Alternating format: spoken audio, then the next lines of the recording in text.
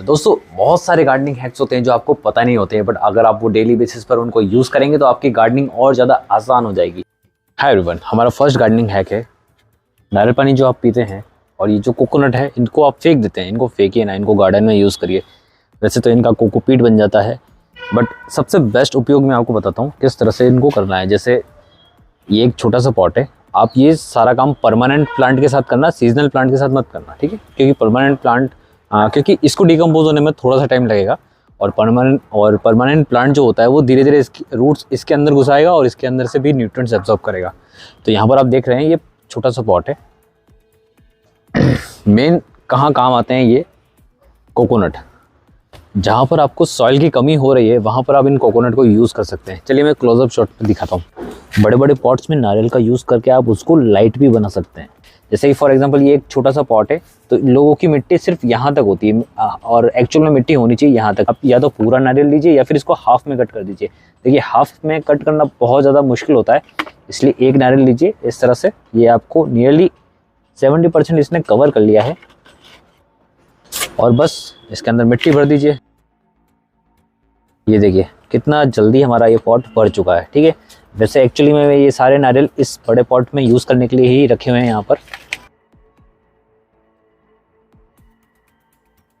Hack number 2, अक्सर दोस्तों ऐसा कहा गया है कि जब भी आपका प्लांट 1-2 साल किसी एक पॉट में रह जाए उसके बाद उसको एक बड़ा पॉट देना ज़रूरी हो जाता है। बट गार्डनिंग हैक यही तो है, आप सेम प्लांट सेम पॉट में इजीली फिर से ग्रो कर पाएंगे। बस हमारा ये वाला मेथड आप यूज़ कर लीजिए। पॉट चेंज करने का एक मेन रीज़न होता है रूट बाउंडिंग। 2 साल में प्लांट की रूट्स बाउंड हो जाती है, तो आपको क्या करना है, पहले चेक करना है कि प्लांट के अंदर रूट बाउंडिंग हो रही है या नहीं हो रही है। उससे प्लांट की हेल्थ भी डिग्रेड होती है। यहाँ पर आप देख सकते हैं कितनी ज़्यादा रूट्स का वेब बन चुका है। अब यहाँ पर ये प्लांट की हम रूट्स कट कर देंगे 50% तक। अगर किसी प्लांट के आप रूट्स कट कर रहे हैं तो प्लांट को कोई भी नुकसान नहीं होगा, वो फिर से अपनी रूट्स रीग्रो कर देगा। तो हम यहाँ पर 50% ऑफ द इस प्लांट की रूट्स कट कर देंगे और उसी पॉट में न्यू सॉइल मिक्स के साथ लगा देंगे। तो प्लांट को लगेगा नया पॉट है, बड़ा पॉट है।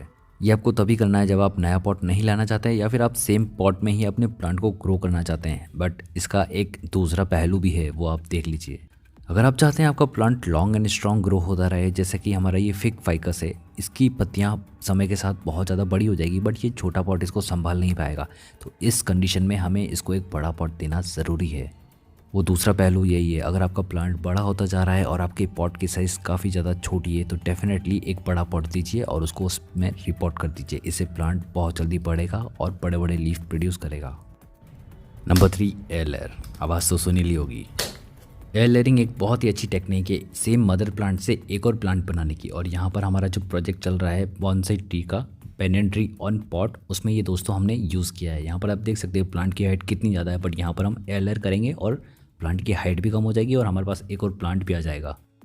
यहाँ पर आप एक मार्कर से मार्क लगा दीजिए अगर आपकी ब्रांच बहुत ज़्यादा मोटी है और बस नाइफ लीजिए और कट करना स्टार्ट कर दीजिए। अब यहाँ पर अगर कोई और प्लांट होता तो मैं पूरी छाल रिमूव करता, बट यहाँ पर हमारा ये पेनियन ट्री है इसलिए छोटा सा कट भी हमारी एयर लेयर के लिए इनफ रहेगा। एयर लेयर के लिए जिप लॉक की ज़रूरत पड़ेगी, आपको प्लास्टिक की पॉलीथीन की ज़रूरत पड़ेगी और साथ में ही आपको ज़रूरत पड़ेगी स्नैगनम मॉस। ये आपको अमेज़ॉन पर या फिर लोकल स्टोर पर ईजिली मिल जाएगा। चलिए अब फटाफट से इसमें रैप करके लगा देते हैं। पहले नीचे की साइड आप पॉलीथीन लगाकर पैक कर लीजिए, सिक्योर कर लीजिए जिससे आपकी मॉस बाहर की तरफ ना गिरे और उसके बाद जिप लॉक लगा के इसे टाई अप कर दीजिए और ऊपर की तरफ भी सेम प्रोसेस आपको यूज़ करना है मॉस भरने के बाद। अब नियरली 28 डेज़ तक आपको मॉइस्चर मेंटेन करके रखना है जब तक न्यू रूट्स आपको नज़र नहीं आ जाती। और बस ये रहा रिजल्ट। और ये ऑफ सीज़न में किया गया काम है और हमारा रिजल्ट बहुत 100% था। हमारा प्लांट भी हेल्दी है और हमारी एयर लेयरिंग भी सक्सेसफुल हो गई है। अब बस हमें इसे मदर प्लांट से रिमूव करना है। यहाँ पर आप रूट्स देख सकते हैं। आप चाहें तो बाद में पॉलीथीन रिमूव कर सकते हैं, बट यहाँ पर हमें कट लगाना है इसलिए हमें चेक करना होगा कि हमारी एक्चुअल हाइट प्लांट की कितनी है। इसलिए हम यहाँ पर जिप लॉक को पहले काट रहे हैं, पॉलीथीन को रिमूव कर रहे हैं और हमारे प्लांट को कट करके हम एक न्यू पॉट में लगा देंगे। 60% सॉइल और 40% कोकोपीट के साथ इसका सॉइल मिक्स रखिएगा जिससे रूट्स ईजिली फैल सके और कम से कम 10 से 15 दिन छाया में ही रखना है जब तक प्लांट के अंदर एक स्टेबिलिटी नहीं आ जाती।